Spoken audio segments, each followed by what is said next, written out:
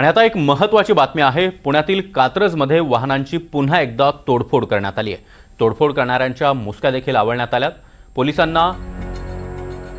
आरोपींना अटक करून पोलिसांनी या आरोपींची धिंड देखील काढली आहे। ज्या ठिकाणी तोडफोड केली तिथेच या आरोपींची धिंडही काढण्यात आली आहे। तर कात्रजमध्ये हा प्रकार घडलेला होता।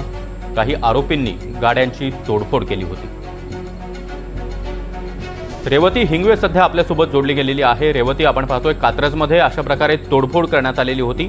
पुन्हा एकदा रेवतीसोबत आपण संपर्क साधणार आहोत। मात्र ही दृश्य आपण पाहतोय, ज्या ठिकाणी या आरोपींनी गाड्यांची तोडफोड केली होती त्याच ठिकाणी पोलिसांनी या आरोपींची धिंड काढलेली आहे। जवळपास 2 ते 3 आरोपी यामध्ये सहभागी होते। पुण्यातील कात्रजमध्ये वाहनांची तोडफोड करण्यात आलेली होती आणि तोडफोड करणाऱ्या आरोपींच्या पोलिसांनी मुसक्या आवळल्यात आणि त्यानंतर रात्रीच्या सुमारास या आरोपींची ज्या ठिकाणी त्यांनी तोडफोड केलेली होती त्याच ठिकाणी घेऊन जात त्यांची धिंड काढण्यात आली। रेवती पुन्हा एकदा जोडली गेलेली आहे। रेवती, आरोपींच्या मुसक्या तर आवळल्याच, मात्र ज्या ठिकाणी तोडफोड केली तिथं घेऊन जात त्यांची धिंडही काढण्यात आली आहे। सागर, खरं तर आपण बघतोय की पुण्यात सध्या वाहन तोडफोडीचं सत्र हे सातत्याने चालूच आहे।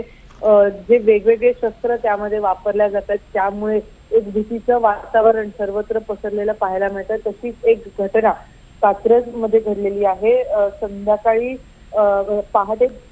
पहाटेच्या सुमारास खरं तर 26 तारखेला ही सगळी घटना घडली, जिकडे काही आरोपींनी दहशत पसरवण्यासाठी वाहनांची तोडफोड केलेली होती। उभ्या असलेल्या रिक्षा व टेम्पोची धारदार हत्याराने तोडफोड करण्यात आलेली होती। या प्रकरणी नितीन सवाने आणि अजय नामदेव खंडागळे अशा या आरोपींचे नाव आहेत। त्यांना अटक करून त्यांची त्याच ठिकाणी धिंड काढण्यात आलेली होती।